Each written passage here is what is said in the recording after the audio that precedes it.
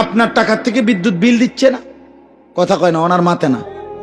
আমনের ডিশের বিল দেন না, আমনের ঘরে বসে দেখে না সোফা এটা আমনেন না, টেবিল এটা আমনেন না, বইয়ে বইয়ে যে চিপস খায়, চটপুটি খায়, এ বুড়ি যে বইয়ে বইয়ে নুডলস খায় আর টেলিভিশন চায়, এটি আমনের টেহা দিয়ে আইছে না।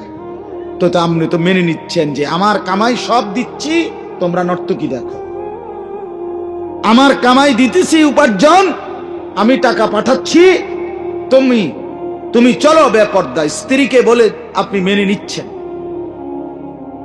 তো দাইয়ুস তাহলে কাকে বলবে না? আল্লাহ আমাকে মাফ করে দেন।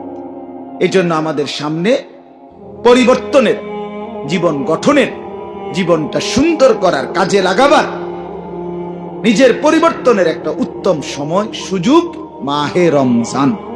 বলেন আলহামদুলিল্লাহ। এটা আমাদের সামনে, এই কথাটাই বলা আমার শেষ। রমজান আমাদের সামনে, রমজান আমাদের একদম সামনে। এখন যেই চাঁদ উঠবে সামনে, এটাই রমজানের চাঁদ, ঠিক কিনা বলেন না কেন? এখন শাবান, এরপরেই রমজান।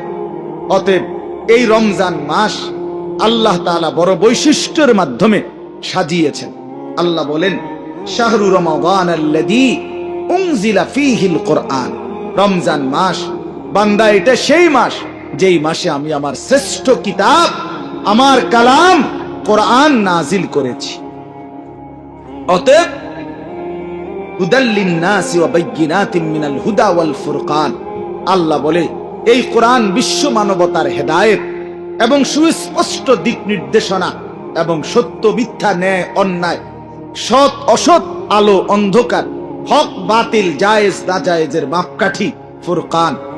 অতএব রমজানকে আমি কোরআন দ্বারা সাজিয়েছি, রমজানকে আমি তারাবি দ্বারা সাজিয়েছি, রমজানকে আমি ইফতার দ্বারা সাজিয়েছি, রমজানকে আমি সেহরি দ্বারা সাজিয়েছি, রমজানকে আমি শেষ দশকে এতেকাফ দ্বারা সাজিয়েছি, রমজানকে আমি প্রথম দশক রহমত দিয়ে সাজিয়েছি, রমজানকে আমি মধ্যখানের দশক মাগফিরাত দিয়ে সাজিয়েছি, রমজানকে আমি শেষ দশক জাহান্নাম থেকে মুক্তির পরওয়ানা, ঠিকানা নিশ্চয়তা দিয়ে সাজিয়েছি।